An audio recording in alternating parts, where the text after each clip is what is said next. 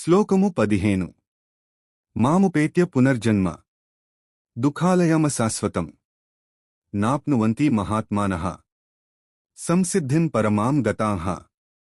నన్ను చేరుకున్న మహాత్ములు అత్యున్నతమైన మోక్షాన్ని పొందినవారు మళ్లీ ఈ దుఃఖమయమైన అశాశ్వతమైన లోకంలో జన్మించరు. ఈ శ్లోకంలో భగవంతుడు రెండు ముఖ్యమైన విషయాలను చెబుతున్నాడు. ప్రపంచం స్వభావం, ఈ భౌతిక ప్రపంచం దుఃఖాలయం, దుఃఖానికి ఇల్లు వంటిది మరియు అశాశ్వతం, ఎప్పుడూ మారుతూ ఉండేది. ఇక్కడ ఏ సుఖం కూడా శాశ్వతం కాదు. మహాత్ముల స్థితి: ఎవరైతే భక్తితో జ్ఞానంతో భగవంతుడిని చేరుకుంటారో వారు మళ్లీ ఈ జనన మరణ చక్రంలో చిక్కుకోరు. వారు పరమగతిని పొందుతారు.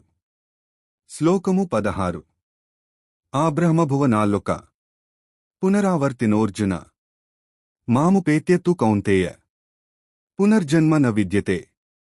ఓ అర్జున, బ్రహ్మదేవుడు నివసించే బ్రహ్మలోకం వరకు ఉన్న అన్ని లోకాలు పునర్జన్మ కలిగించేవే. అంటే ఆ లోకాలకు వెళ్లిన వారు పుణ్యం తీరిపోగానే మళ్లీ ఈ లోకంలో పుట్టక తప్పదు. కాని నన్ను, పరమాత్మను చేరుకున్న వారికి మాత్రం మళ్లీ జన్మ అనేది ఉండదు.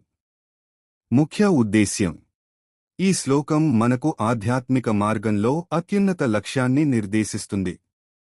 స్వర్గాది లోకాలు శాశ్వతం కావు. చాలామంది పుణ్యకార్యాలు చేసి స్వర్గానికి లేదా ఉన్నత లోకాలకు వెళ్లాలని కోరుకుంటారు.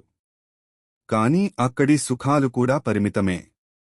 పుణ్యం క్షీణించగానే మళ్లీ భూలోకానికి రావాల్సిందే.